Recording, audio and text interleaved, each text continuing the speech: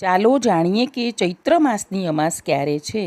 તો તારીખ 7 મે 2024 અને તારીખ 8 મે 2024 આ બંને દિવસ ચૈત્ર માસની અમાસ છે। 7 તારીખે સવારે 10:45 શરૂ થઈને 8 તારીખે 8:45 સુધી અમાસ રહેશે। તારીખ 7 મે પિતૃઓને તૃપ્ત કરવાના કાર્યો કરવા અને તારીખ 8મી મે નદીમાં સ્નાન તથા દાન કરવું।